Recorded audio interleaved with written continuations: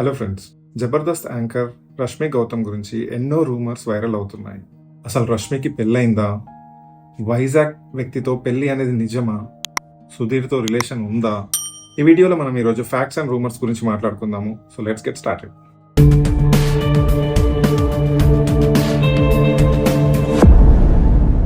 రష్మికి already వైజాగ్కి సంబంధించిన ఒక అబ్బాయితో ఎప్పుడో పెళ్లి అయిపోయిందని చెప్పేసి ఒక పెద్ద రూమర్ ప్రస్తుతానికి సోషల్ మీడియాలో నడుస్తుంది.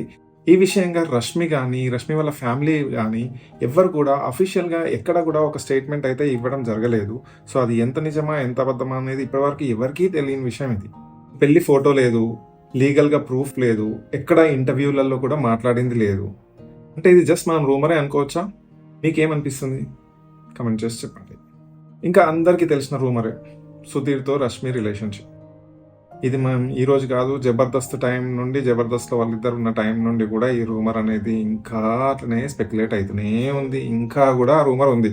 వాళ్ళ ఆన్ స్క్రీన్ కెమిస్ట్రీ బాగుండడం వల్ల ఆఫ్ స్క్రీన్లో కూడా వీళ్ళిద్దరి మధ్యలో ఏదైనా రిలేషన్షిప్ ఉంది, అందుకనే ఈ కెమిస్ట్రీ ఇంత బాగా వర్కౌట్ అవుతుందని చెప్పేసి చాలామంది అనుకున్నారు. బట్ అలాంటిది ఏం లేదు. ఎందుకంటే దీని గురించి రష్మి అండ్ ఈవెన్ సుధీర్ కూడా ఇద్దరు కన్ఫర్మ్ చేశారు వాళ్ళిద్దరి మధ్యలో ఎలాంటి రిలేషన్షిప్ లేదు అని. వాళ్ళు మంచి ఫ్రెండ్స్ మాత్రమే అని చెప్పేసి మరీ చెప్పారు వాళ్ళు. సెలబ్రిటీల విషయంలో ఆన్ స్క్రీన్ కెమిస్ట్రీ ఉంటే ఆఫ్ స్క్రీన్లో రిలేషన్షిప్ ఉంటుందని కాదు. రష్మి చాలా ప్రైవేట్ పర్సన్. ఆమె చెప్పే వరకు ఆమె ప్రైవేట్ లైఫ్ని మనం కూడా రెస్పెక్ట్ చేయాలి కదా. కన్ఫర్మేషన్ కానీ ప్రూఫ్స్ కానీ లేని విషయాలని నిజంలాగా సోషల్ మీడియాలో స్ప్రెడ్ చేయడం కూడా కరెక్ట్ కాదు.